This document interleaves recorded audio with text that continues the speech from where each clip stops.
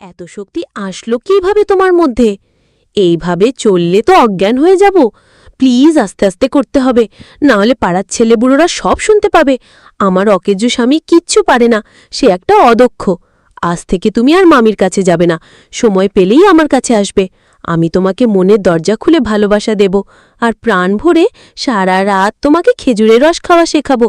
শর্মিলা জন্মেছিল একেবারেই সাধারণ এক গ্রামে। গ্রামের নাম মিঠাপুকুর। কাঁচা রাস্তা, চারদিকে সবুজ ধানক্ষেত, আর ভোরে ভেসে আসা পাখির ডাক। বাবা ছিল কৃষক, মা ছিলেন ঘরের অতি সাধারণ নারী। ছোট্ট শর্মিলাকে নিয়ে তাদের সংসার ভরা সুখে শান্তিতে কেটেছিল। কিন্তু সুখের দিন বেশি দিন টিকল না। 1 বছরের ব্যবধানে বাবা মা দুজনেই চলে গেলেন মরণব্যাধিতে। শ্মশানঘাটে আগুন জ্বলছিল। ছোট্ট শর্মিলা লালচে চোখের শুধু তাকিয়েছিল।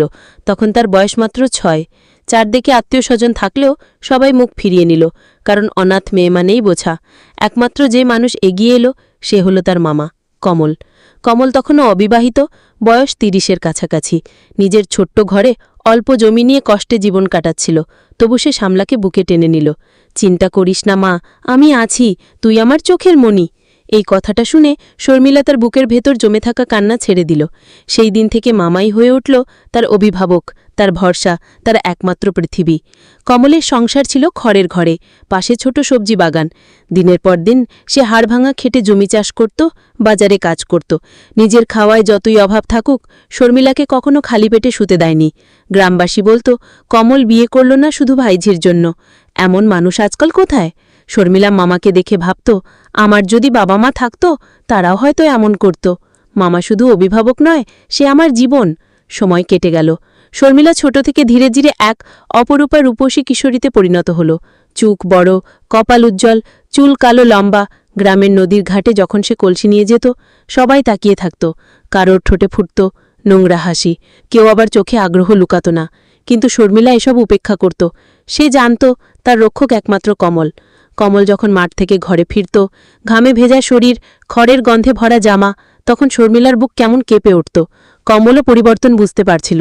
ছোট্ট যাকে কোলে নিয়ে মানুষ করেছে, সেই মেয়েটি এখন আর শিশু নয়, সে এক আকর্ষণীয় যুবতী। রাতে শুয়ে সে নিজেকে প্রশ্ন করত, আমি কি ভুল ভাবছি? কেন তার হাসি আমার বুক কাঁপায়? কেন তার চোখে তাকালে আমি অস্থির হয়ে যাই? একদিন শীতের রাতে শর্মিলা হঠাৎ কাঁথা গায়ে না দিয়ে ঘুমিয়ে পড়েছিল। কমল নিঃশব্দে গিয়ে তার গায়ে কাঁথা জড়িয়ে দিল। সেই মুহূর্তে ঘুমন্ত শর্মিলা একটি নড়ল, ঠোঁট নরমভাবে ফাঁক হল। কমলের বুক কেঁপে উঠল। তার মনে হলো এই ঠোঁটের কাছে সে আজীবন বন্দী হয়ে যাবে। রাতে শর্মিলা আকাশে তারার দিকে তাকিয়ে ভাবত, কবে আমারও কেউ আসবে? কবে আমি কারো হাত ধরে অন্য এক জীবনে চলে যাব? কিন্তু দিনের আলোয় যখন মামা তার জন্য মাথায় পানি ভরা কলসি তুলে দেয়, কিংবা মাঠ থেকে ফিরেই ভাত মেখে দেয়, তখন মনে হয়, আমি কি আসলে মামাকেই চাই? কেন তার স্পর্শে বুক ধকধক করে ওঠে? শর্মিলা একদিকে মামাকে অভিভাবক ভাবে, অন্যদিকে তার মনে জন্ম নিচ্ছে এক অদ্ভুত রোম্যান্টিক টান। আর কমলও নিজের ভেতরে লড়ছে, ভালোবাসা নাকি দায়িত্ব, কোনটা তাকে মানতে হবে। শর্মিলা তখন 20-র কাছাকাছি বয়সে। গ্রামে অনেকেই তার জন্য প্রস্তাব পাঠাত, কিন্তু দরিদ্র কমল তাদের কাউকেই রাজি করাতে পারত না। এক একজন চাইত মোটা টাকা, কেউ চাইত সোনার গয়না। শর্মিলা রাতে মামার সামনে চুপচাপ বসে থাকত। মামা, আমার বিয়ে হবে না? কমল দীর্ঘশ্বাস ফেলত। মা, যদি হাতে কিছু থাকত, তবে তোকে আজই বিদায় করতাম ভালো ঘরে। এই কথাগুলো শুনে শর্মিলার বুকটা মোচড় দিয়ে উঠত। সে অনুভব করত তার মামাই যেন তাকে ছাড়তে চাইছে না। শর্মিলার রূপ এখন পূর্ণ যৌবনে দীপ্ত। মাঠে গেলে বাতাসে তার ওড়না উড়ত, আর গ্রামের ছেলেরা তাকিয়ে থাকত হাঁ করে।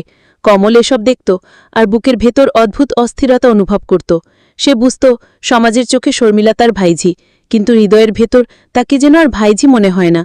রাতে যখন দুজনে এক কুঁড়ে ঘরে আলাদা কক্ষে ঘুমত, তখন নীরবতা ভেদ করে কমলের কানে শর্মিলার নিঃশ্বাস বাজত। অদ্ভুত আকর্ষণ তাকে আচ্ছন্ন করত। একদিন শীতের রাতে শর্মিলা হঠাৎ কাঁথা গায়ে না দিয়ে ঘুমিয়ে পড়েছিল। কমল নিঃশব্দে গিয়ে তার গায়ে কাঁথা জড়িয়ে দিল। সেই মুহূর্তে ঘুমন্ত শর্মিলা একটু নড়ল, ঠোঁট নরমভাবে ফাঁক হল। কমলের বুক কেঁপে উঠল। তার মনে হলো এই ঠোঁটের কাছে সে আজীবন বন্দী হয়ে যাবে। রাতে শর্মিলা আকাশের তারার দিকে তাকিয়ে ভাবত, কবে আমারও কেউ আসবে? কবে আমি কারো হাত ধরে অন্য এক জীবনে চলে যাব? কিন্তু দিনের আলোয় যখন মামা তার জন্য মাথায় পানি ভরা কলসি তুলে দেয়, কিংবা মাঠ থেকে ফিরেই ভাত মেখে দেয়, তখন মনে হয়, আমি কি আসলেই মামাকেই চাই? কেন তার স্পর্শে বুক ধকধক করে ওঠে। শর্মিলা একদিকে মামাকে অভিভাবক ভাবে, অন্যদিকে তার মনে জন্ম নিচ্ছে এক অদ্ভুত রোম্যান্টিক টান। আর কমলও নিজের ভেতর লড়ছে, ভালোবাসা নাকি দায়িত্ব, কোনটা তাকে মানতে হবে? শর্মিলা তখন 20 কাছাকাছি বয়সে। গ্রামে অনেকেই তার জন্য প্রস্তাব পাঠাত, কিন্তু দরিদ্র কমল তাদের কাউকেই রাজি করাতে পারত না। এক একজন চাইত মোটা টাকা, কেউ চাইত সোনার গয়না। শর্মিলা রাতে মামার সামনে চুপচাপ বসে থাকত। মামা, আমার বিয়ে হবে না? কমল দীর্ঘশ্বাস ফেলত। মা, যদি হাতে কিছু থাকত তবে তোকে আজই বিদায় করতাম ভালো ঘরে। এই কথাগুলো শুনে শর্মিলার বুকটা মোচড় দিয়ে উঠত। সে অনুভব করত তার মামাই যেন তাকে ছাড়তে চাইছে না। শর্মিলার রূপ এখন পূর্ণ যৌবনে দীপ্ত। মাঠে গেলে বাতাসে তার ওড়না উড়ত, আর গ্রামের ছেলেরা তাকিয়ে থাকত হাঁ করে। কমল এসব দেখত, আর বুকের ভেতর অদ্ভুত অস্থিরতা অনুভব করত। সে বুঝত সমাজের চোখে শর্মিলা তার ভাইঝি, কিন্তু হৃদয়ের ভেতর তাকে যেন আর ভাইঝি মনে হয় না। রাতে যখন দুজনে এক করে ঘরে আলাদা কক্ষে ঘুমত, তখন নীরবতা ভেদ করে কমলের কানে শর্মিলার নিঃশ্বাস বাজত। অদ্ভুত আকর্ষণ তাকে আচ্ছন্ন করত। একদিন শীতের রাতে শর্মিলা হঠাৎ কাঁথা গায়ে না দিয়ে ঘুমিয়ে পড়েছিল। কমল নিঃশব্দে গিয়ে তার গায়ে কাঁথা জড়িয়ে দিল। সেই মুহূর্তে ঘুমন্ত শর্মিলা একটু নড়ল, ঠোঁট নরমভাবে ফাঁক হল। কমলের বুক কেঁপে উঠল। তার মনে হল এই ঠোঁটের কাছে সে আজীবন বন্দী হয়ে যাবে। মাসখানিক পরের ঘটনা। এক রাতে গ্রাম ঘুমিয়ে গেছে। শর্মিলা ঘরে একা শুয়ে আছে। কমল দরজা খুলে ভেতরে ঢুকল। শর্মিলা, তার কণ্ঠ কেঁপে উঠল। শর্মিলা উঠে বসল, চোখে ভয়। মামা, এভাবে? কিন্তু কমল আর নিজেকে থামাতে পারল না। দারিদ্র্য, সমাজ, একাকিত্ব সব মিলে তার বুকের ভেতর জমা আকাঙ্ক্ষা সেই রাতে উথলে পড়ল। সে শর্মিলা সর্বস্ব কেড়ে নিল। শর্মিলা কাঁদতে লাগল, বুক চাপড়ে বলল, তুমি আমার ভরসা ছিলে, তুমি আমার অভিভাবক, আজ তুমিই আমাকে ভেঙে দিলে কেন? কমল নির্বাক হয়ে বসে রইল। তার চোখে অপরাধ বোধ, তবু ভেতরে কোথাও এক অদ্ভুত তৃপ্তির ছায়া। এরপর থেকে শর্মিলার জীবন আর আগের মতো রইল না। বাহ্যিকভাবে সে মামার সঙ্গে সংসার চালাত, কিন্তু ভেতরে ভেতরে ভেঙে পড়ছিল। রাতে নিঃশব্দ কান্না ভিজিয়ে দিত তার বালিশ। একদিকে মামার প্রতি কৃতজ্ঞতা, কারণ সেই তাকে মানুষ করেছে, অন্যদিকে প্রচণ্ড ঘৃণা, কারণ সেই মামাই কেড়ে নিয়েছে তার নিষ্পাপ যৌবন। সে ভাবত, আমার যদি সত্যিকারের স্বামী আসত, আমি যদি ভালোবাসায় ভরা এক জীবনে যেতে পারতাম। গ্রামে শর্মিলার কাহিনী একসময় লুকিয়ে রাখা গেল না। কমল নিজের অপরাধবোধে ভুগতে ভুগতে অবশেষে এক স্বনামধন্য পরিবারের কাছে শর্মিলার বিয়ের প্রস্তাব দিল। সেই পরিবার ছিল শহরে ধনাঢ্য ব্যবসায়ী দুলাল চৌধুরীর ঘর। ছেলেটির নাম অভিজিৎ, রূপে গুণে ভদ্র, শিক্ষিত শহুরে ভদ্রলোক। বিয়ে হলো ধুমধাম করে।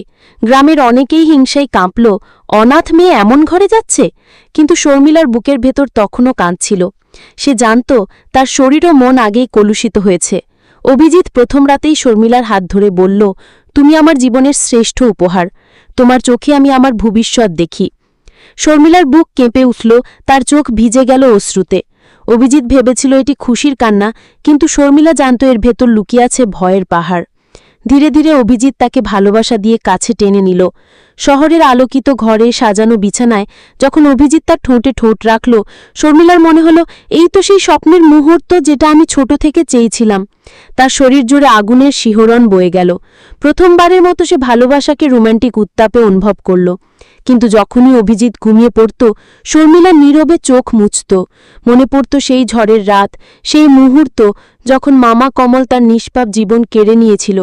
শহরের সাজানো ঘরে বসেও সে অনুভব করত, আমি কি সত্যিই পবিত্র? আমি কি স্বামীর সামনে সত্যটা বলতে পারব? প্রতিটি রোম্যান্টিক মুহূর্তের পর তার বুক ফেটে কান্না আসত। কখনো স্বামীর বুকে মাথা রেখে সে হঠাৎ হাউমাউ করে কেঁদে উঠত। অভিজিৎ বিস্মিত হয়ে জিজ্ঞেস করত, কি হয়েছে শর্মিলা? আমি কি তোমায় কষ্ট দিচ্ছি?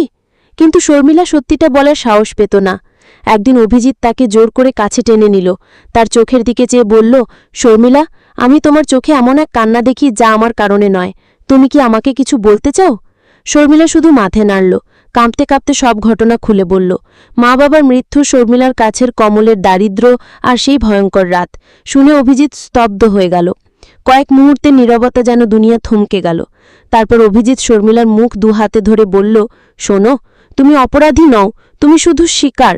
আমি তোমাকে ভালোবেসেছি, তোমার আত্মাকে, তোমার মানুষটাকে। অতীত মুছে যাবে, আমি থাকব তোমার পাশে। সেই রাতেই শর্মিলা অনুভব করল, ভালোবাসা মানে শুধু শরীর নয়, মনেরও আশ্রয়। অভিজিৎ তাকে বুকের কাছে জড়িয়ে নিল আর বলল, এখন থেকে তুমি শুধু আমার, আমি তোমার সব কান্না মুছে দেব। শর্মিলার চোখ মেয়ে অশ্রু গড়াল, কিন্তু এবার তা দুঃখের নয়, মুক্তির অশ্রু। শর্মিলার জীবন শুরু হয়েছিল কান্না দিয়ে, কিন্তু শেষ পর্যন্ত সে খুঁজে পেল এক ভালোবাসা যা অতীতের অন্ধকারকেও আলোকিত করল। যদিও অতীত তাকে সারা জীবন তাড়া করবে, তবু সাবির বুকে সে পেল নতুন আশ্রয়, নতুন স্বপ্ন, নতুন আলো। বন্ধুরা, আজকের ভিডিওটি এই পর্যন্তই। ভিডিওটি তোমাদের কেমন লাগলো কমেন্ট করে জানাতে অবশ্যই ভুলবেন না।